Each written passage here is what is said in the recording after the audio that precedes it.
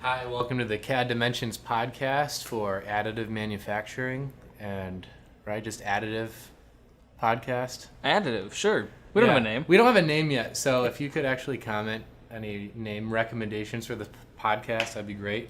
Anyway, we're going to meet every month or so and talk about current events and different subjects in 3D printing, big stories, whatever it is. And if you have any recommendations for the next one, let us know. So we pulled some stories for September, and we're going to talk about them. By the way, I'm Ben Davis. I work at CAD Dimensions. I'm Adam. I'm a 3D printing applications engineer with CAD Dimensions. And I'm Ken, also a 3D printing applications engineer with CAD Dimensions. All right, so you want to get started? Yeah, let's do it. Okay. So I'm going to ask you some questions, and I don't really know much about them. I have just a general idea of things, but I want you to fill me in. Okay. First one we're going to do, metal 3D printing. Okay. Can you explain to me what it is and how it's different than, give me a little background. When did it start and how's it changed? So sure, metal 3D printing started back in the 80s. Back in the day, it was pretty much all DMLS-based metal 3D printing. And so how that works is you've got a big box of metal powder, essentially. So they push a layer of powder over it. A laser goes around, traces out all your objects, more powder, more lasers, over and over again, until you're left with a big box of powder with your metal stuff in there. Mm-hmm. The process can be pretty messy. You have loose metal powder everywhere. You've got high-powered lasers. But ultimately, that's been the predominant technology for a few decades now. I think the reason you're seeing it pop back up today is kind of advancements in both feasibility for companies to access this technology because of the drop in price, and then also just the ability to, because of the new ways that have been recently created to print in metal, more likely it's going to be available in an office environment for small production and even potentially medium production in the near future. Yeah, and when you compare it to plastic printing, both technologies kind of started around the same time, within the same 5-year period, but it's much, much different. So plastic 3D printing is usually an FDM-based system, fused deposition modeling, fancy hot glue gun situation. So that's a lot different than a whole box of metal powder and a laser, which is why FDM, I think, has caught on a lot more, because materials can be cheaper, and they come on a nice spool that you won't have to worry about inhaling metal powder and just the cost dying or anything. The machine itself has gone down a lot. Yeah. Just FDM. What do you think the fascination is with 3D printing? I think, or metal 3D printing in particular. I think every day I see a new article on it. Why do you think this is, I think, so much cooler than just printing in plastic? Yeah, I think everyone's wanted it for a long time. There's just some things that plastics can't do, even with the advanced plastics that we have today, where you need metal. If you're going to print a jet engine or a normal car engine, or most of the components we use today in a more industrial, demanding setting are metal. Got any good examples? Yeah, no. Tooling. Yeah, the big one would be tooling. Tooling essentially goes into making everything and anything. If you're injection molding plastic parts, your tooling is metal. If you're CNC machining parts, your tooling is metal. All of the clamps, fixtures that assemble more complicated things end up being metal. I think most often. Long-term applications definitely see metal just for its reliability and repeatability. I think we're closing the gap with plastics, but I don't think we're ever going to completely close the gap. As we keep improving the FDM with the plastics we have, we're still not going to be able to replicate steel perfectly. We're just never going to be able to replicate that unless we come up with new materials. Why do you think that is? Why do you think steel will always, or printing in metal will always be a little bit behind? Is it just because of the new or different materials? I think cost has scared people away from even developing with it. You can make an FDM 3D printer at home for probably a couple $100. You can't do that with a metal 3D Oh, really? No. No. Little too dangerous, a little too expensive. I think that's one way it improves. Just the more people that are using it, the more likely you are to innovate and make new versions. What other real life example or real world application do you think this could be used for? I think we were talking earlier about the military. They can print any what was it? What did you say? It was non-critical part. Non-critical you can 3D print? components. Yeah, Okay. for ground vehicles. They can 3D print. And I think they're mostly using plastic, but I know they mentioned in that article that metal is the next big step that they want to go to so that they can use it for critical applications, not just, I don't know, small replacement parts, paneling, that sort of thing. I think on the metal application side, we've seen, I know Boeing is an example that comes up where they've adopted thermoplastic printing into their end-use products. Now we'd like to see that also get adopted with metal, where producing lightweight products, producing products or components that are like groupings of assemblies now can be printed as one part. They don't have to be assembled afterward. Just lightweight, optimized parts that can reduce weight while still maintaining the same structural performance. I think that's something that really interests aerospace industry. I think the biggest driver is going to be cost there. Similar things can be said for automotive. I know high-performance automotive is already a big 3D printing application user because it just provides that customization and that high performance that they can't achieve any other way without obviously exorbitant costs. Yeah, I think really the holy grail for 3D printing of any type, and metal especially, is to get it to a point where it can be cost competitive with conventional machining. And so FDM really struggles to get there most of the time. But with some of the more emerging technologies that we're seeing in metal or otherwise, we're getting closer and closer to that point. So HP's system is a great example. Desktop Metal's production system that's slated for a few years out. HP's is slated to come out in 2020 also. But a lot of these binder jet technologies are really speeding it up, and metal, because it has always been a powder bed system, I think is becoming a front runner in that area. Do you think that could push 3D printing into mass production ever? It depends on that company's opinion of mass production. And Okay. so, and I think we, in a lean manufacturing environment, sometimes you want mass production, sometimes you don't. A lot of times companies strive for just-in-time production, which 3D printing is great for. That way you don't have a stock of, a few hundred or 1,000, metal brackets, piston rods, whatever it might be, sitting around. You can just crank them out as soon as you need them. So I think metal 3D printing will be used for production purposes, but I think the engineering and public perception of mass production will change. I think right now we're kind of playing in the realm of casting. I think that's the market we're most comparable in terms of quantities with some of these more 2020 systems you're describing. I think as long as it makes financial sense and it's meeting the quantities you need, yes. I think the bigger advantage, or maybe not overall in terms of money, but the thing that it can most help with is singular, one-off replacement components, things you can't buy anymore because they're no longer made. Being able to create any part you want without having to store mass quantities of inventory of old parts that probably will never get used. I think VW does that with all of their cars that have totally been out of date for years, or out of production, excuse me. I've seen videos of, you remember Jay Leno? He's got the huge car collection. He's done. It's a famous 3D printing story. Yeah, he's done a few videos now about replacing components. I think he even does this through Stratasys, where he scans components off cars that may be broken or worn out or rusted out. Obviously, these cars you can't buy any parts for anymore. And he prints them.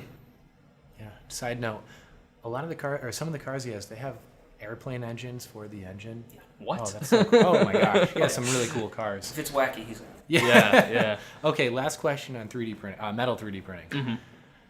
What do you think the world would look like if 3D printing in metal was totally the norm? I think pretty much everything we have would be a lot more customized. It'd probably look a lot fancier.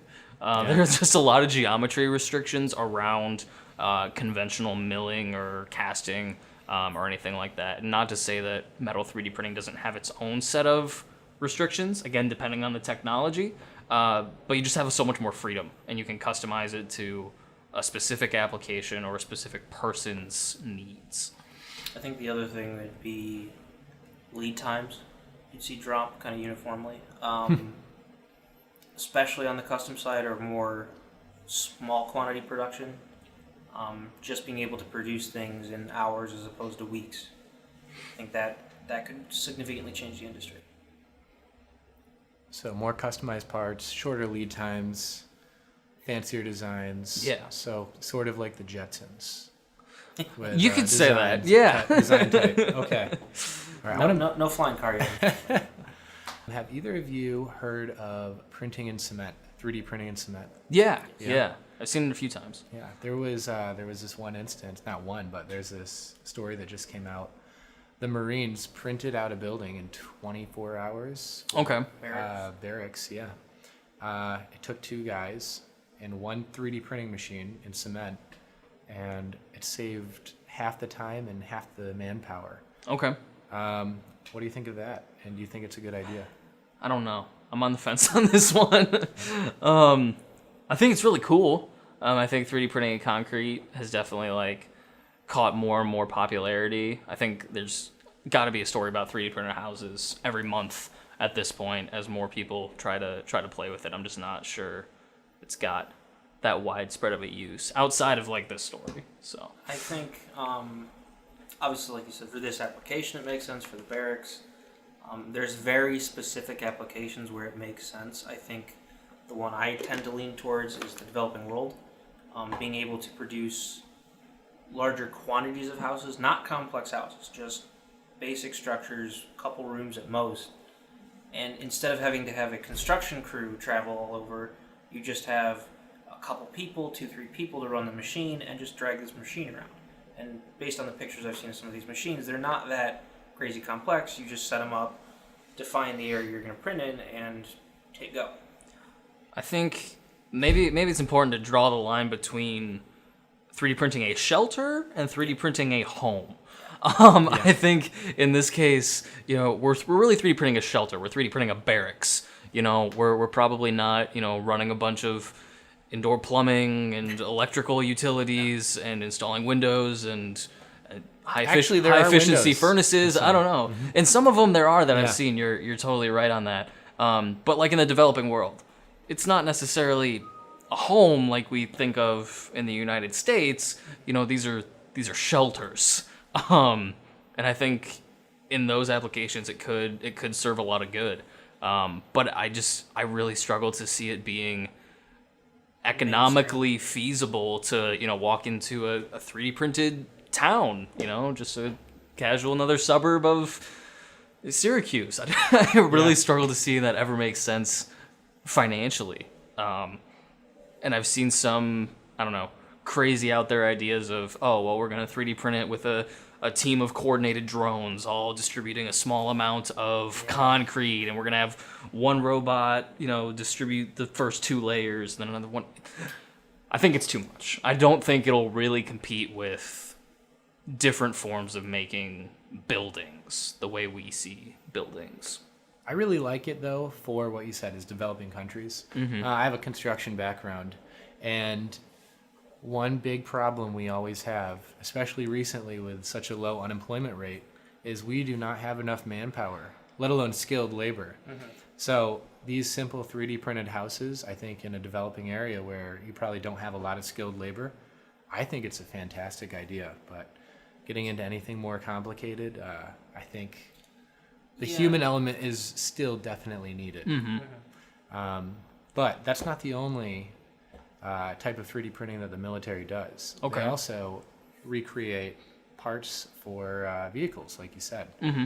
And what do you think of that? What are your thoughts on just any different part that they need? Yeah. What was the? Does that save time? The article we found was what they replaced a $70,000 component with a 9-cent print. Yeah, it was something like that. Because they couldn't find it anymore in order to make it. Have the manufacturer remake the original part with $70,000. Yeah, it was a door, and there was one small component on the door that broke. Okay. They would not sell them that one tiny piece. It was like You had to buy the whole 9 whole cents, setup, 17 I had to cents. buy the whole truck. Yeah, Something like that. they wouldn't give them the replacement part. So, Yeah. what do you think? Of that? I really like replacement parts being 3D printed kind of as a whole application. I think it goes back to that just-in-time production aspect, where if you're a company and you make a product, a truck in this case, keeping replacement parts on hand, I'm sure if anyone ever did that math, that would be a lot of warehouse space. That would be a lot of cost. And the more vehicles you have out in the field, the more you have to keep replacement parts on hand to be able to support your customers correctly. And so maybe you use conventional means, injection molding or whatever for the first batch, but after that, the tooling just sits on a shelf, taking up space. Maybe your injection molding partner threw it out 10 years ago, 20 years ago, depending on how old your company is. And so I think 3D printing can, help extend the life of vehicles, airplanes, I don't know, old refrigerators. I'm sure there's a lot of other stuff out there. I actually, my uncle does a bunch of real estate stuff, and he tried to get nylon drawer slides. This was a project back in college, but he tried to get nylon drawer slides for these really old cabinets that were in all of his apartment buildings. He took, I think, 5 from the one cabinet store that had any, and then he was just kind of out of luck. So I took some calipers, reverse engineered it, and then printed him a whole bunch in nylon. That way he can, not have to replace all the cabinets in all of his buildings. Wow. Just because it's a part they don't make anymore. Are these mobile? Can you just bring this printer to anywhere in the world? Some printers are mobile. Any of these in the room? maybe not the Fortis is the best example. It could be moved, but particularly in remote locations, you'd want to probably go with a smaller printer that's easier to ship. So for the military, they're everywhere in the world. Yeah. What do you think they do? Usually, when I picture 3D printing, I don't picture it on the front line, so to speak. I picture it more like the repair bases or places where they're servicing equipment. You could theoretically have one overseas, put one in a main location in a more of a centralized base. I wouldn't have it away from where things are getting repaired. I don't see the need for it. Yeah, at least we have embassies and bases all over the world. I think it could make sense for, at least to have a closer point of contact than, needing to contact the head branch or whatever back in the States, and to go through all those communication channels. It would just take forever. Okay, it's semi-mobile. It's not. Okay. You're not Yes. going to have this on the Humvee. Exactly. Okay. Exactly. But I have seen some stories where they put smaller 3D printers on naval ships, because those things will be out in the middle of the ocean for weeks or months at a time sometimes. And so if something breaks, if they need a wrench that they didn't pack or whatever, similar to 3D printing in space, it's much easier just to have a 3D printer on board, even a small one. Yeah, instead of bringing up a toolbox, and let's say you can only take 5 tools because you got a weight limit. Well, instead of taking 5 tools and hoping you pick the right one, well, now I take a spool of plastic or whatever medium they have, and that spool of plastic can be any tool I want. That works. That's kind of what they're going for, is how can I get more use out of less material? I think being able to make what I want when I need it is more efficient than taking everything with me in hopes that I don't need all of it. Yeah, I think both this and the 3D printed barracks have a remote characteristic to them, and maybe a mobility characteristic also, to your point, where they might not choose 3D printing if they were in the middle of a machine shop, but that's definitely not the case in either of these. Absolutely. Yeah. All right. Our third and final topic of the evening is LCD masking SLA technology. Now, this is something that I don't know a whole lot about, but I would like to learn more about it. So, can you explain to me what the process is and what has recently evolved Yeah. and developed? So traditional SLA technology, you've got a big bed of liquid resin, and typically you have a laser at the bottom that will trace out your objects, similar to DMLS that we talked about with metal printing. Yep. But instead of fusing powder together, it takes the liquid, and when it gets hit with the laser, it turns into a solid. And so this process has been around again since the 80s. So widespread use, 3D Systems commercialized the technology. They're still in business today. But we haven't seen a ton of improvements to that technology, I think, until recently. And so instead of using a laser to cure the resin, some companies have been placing an LCD screen to kind of mask off the areas where they want the light to go and where they don't want the light to go, and then use UV light shining through that LCD to cure the resin to make your shapes. So this allows you to essentially print an entire layer in a few seconds with just a light flash compared to a teeny tiny toolpath at a time with a laser. That sounds a lot faster. It is a lot faster. Yeah, absolutely. Is the whole process faster? Yeah, I think a couple of them that came out recently will print a layer in 6 seconds or less. So you can print sometimes like up to an inch an hour. Yeah, so and that inches across your whole build tray, however that might be. Wow. So they said, like, one of the things is nice is, no matter how big my object is, it will not exceed 6 seconds to print per layer.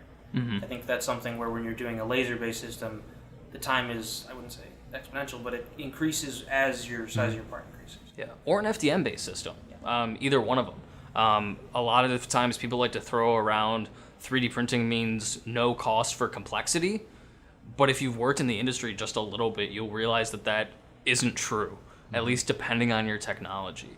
And so with FDM, if I'm printing a big lattice structure with a lot of complicated posts that I have to move my print head around and essentially draw out, that adds a lot of print time compared to just printing a boring block. But with this technology, because you do a whole layer at once, this is one of those few technologies where you're not actually taking longer to produce a more complicated object. So is this a good option for bigger builds, or what is this ideal for? What is this meant for? I think it's best for large trays of small parts. Depending on what volume you want of those. The main characteristics of SLA-based systems in general favor more towards very smooth surface finish and also very fine detail. So you're going to see it in more likely the applications that we've kind of talked about before, being dental and like jewelry. Dental, I think you said Invisalign is one of the biggest 3D printing users in the country, and maybe even the world, because everything they make is custom. Every single person's teeth is a little bit different, so they print the actual mold to which they thermoform over. Jewelry, you can make extremely high detail. I've seen a couple companies use it as an investment casting tool, where they'll print basically the negative to which they cast around. Why doesn't everyone use this way? Why doesn't they use it? Seems like the best option.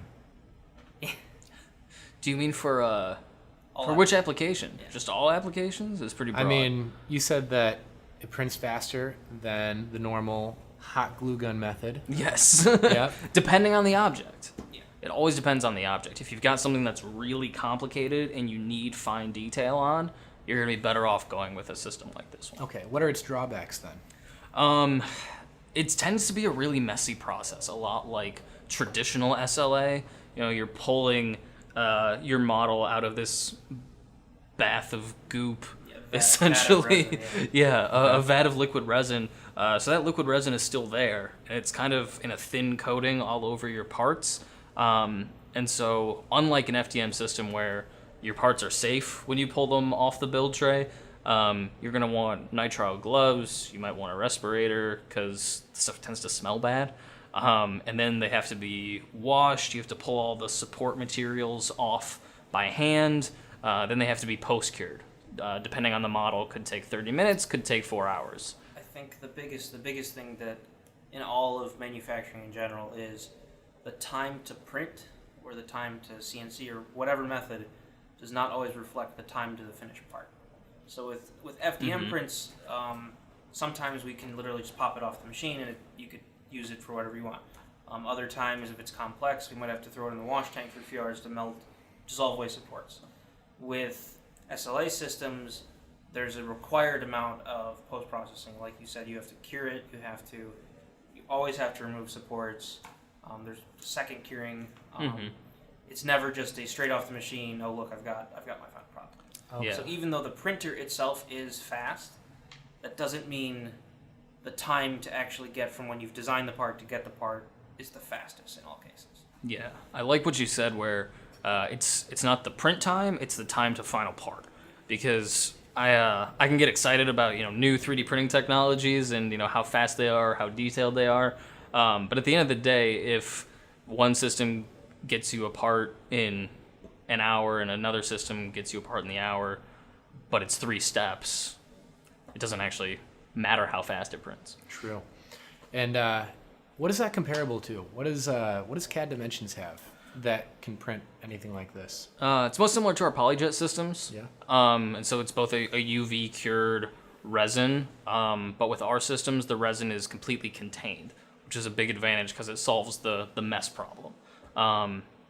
In addition, we have soluble supports, and so you don't have to peel them off by hand if you're using the right support material. You can still get the fine detail that you're looking for. Yeah, the two biggest things I see are, like you said, the soluble supports. You don't have quite the post-processing, and then also because ours is photopolymer resin and the UV light's actually built into the system, it cures as it passes. So I can pick up the part off the machine. I don't have to cure it before I can use it. Oh, so it's less toxic. Yeah, typically we just wash it and it's good to go. Like I can pick it up. There's less user interaction with the toxic material. So what do you think SLA will need to become much more mainstream? I think one of the big factors is it needs to be less messy and it needs better materials. A lot of times with UV curing systems, the materials can be really brittle or really flimsy, and we've seen a lot of growth in that area over the past few years, but it's not nearly the type of material spectrum you get with an FDM-based system. They tend to just be more fragile. Yeah, I would argue, like you said, materials is one of the big drawbacks. I personally argue that it needs to be more involved in education.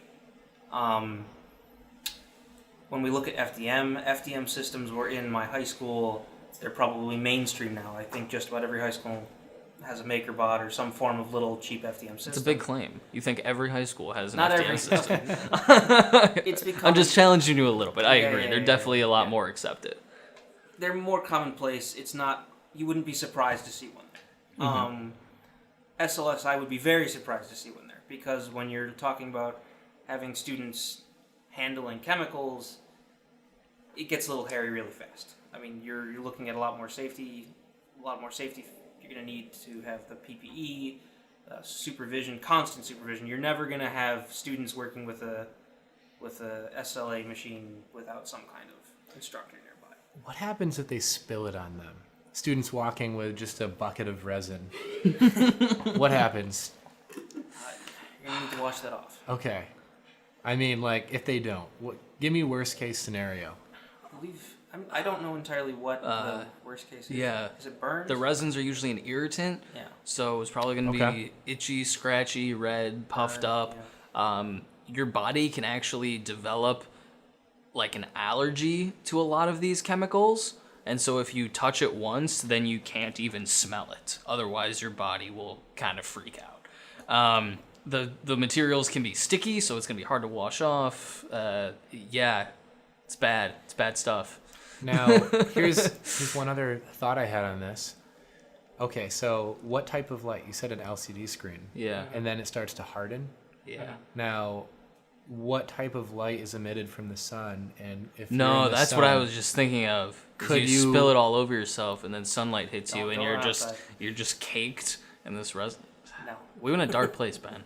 But yeah. We need to test this further. The UV light from the sun does cure resins, which is why if you buy our materials or anything else, they're always in a completely black case, or ours are in like metallic bags inside of canisters. Now, would you ever be carrying a bucket of resin, or would that just be the most foolish thing ever? Do we have to worry about this? Do students need to worry about this? No, in more modern systems, when we talk about being exposed to resin, really the only time you're being exposed to the resin is when you're pouring it out of a container into the vat to print with, And then also when you remove the part from the printer, it's still not completely cured. So it's not going to be quite as bad as just touching the straight out of the bottle, but it still needs to be cured properly, still needs to be post-processed. Mm-hmm. I think in terms of danger level, not horrible, but it's still not going to be something that a school is going to be comfortable just letting anyone play with. Okay. Give me your list of most dangerous types of 3D printing to least dangerous. And that includes just burning your finger to you accidentally spill resin on you and you have this hard shell that you can never get off. The dangers of FDM are very easy to get around. We see in schools contained printers are isolated where you can't touch the hot end, or if you do put your finger in a place that might get pinched, well, the system's smart enough now where it just stops. I think that's on why some you're, printers. Yeah, on some printers. Not all. I think that's why you'll see it more mainstream. SLA, it'll get there. I'm sure they'll become more similar to the systems where we have, where you're not exposed to the resin. I'm sure someone will come up with a way with like a self. You just like plug the bottle of resin in and it only lets out as much as I need for the print. I'm sure they'll come up with that soon. Mm-hmm. With our systems, you're never exposed. There is some precautions we take with ours, but it's not quite the level of an SLA system. What about metal 3D printing? Is there any chance of, are there any gases that are used, explosives? Or flammables, I'm sorry, anything flammable? Explosives. C4? Well, the metal powders themselves in the right environment can be explosive. Some metal powders are used to make explosives. Is it aluminum? Typically, yeah. And there are DMLS aluminum 3D printers. So typically, you would have a shielding gas like argon or nitrogen, typical inert welding gases that would flood that whole area, so that when you're heating up the powder, you wouldn't blow up anything. Yeah. I mean, if you have aluminum oxide, you are one compound away from having a very Yes, big exactly. And aluminum actually always has a thin layer of oxide on it, no matter if it's just a piece of stock aluminum or aluminum powder. So it's always there in some quantity, just because of how reactive it is. I think that's why you kind of see the excitement now, is a lot of companies are producing systems where you're not exposed to that many dangers. Mm-hmm. It's contained. You never touch any powders. You never come in contact with high strength lasers or anything like that. It's just simplified. It's more what we're used to and safer. I think that's why it's more likely to be adopted widespread. You said more so now.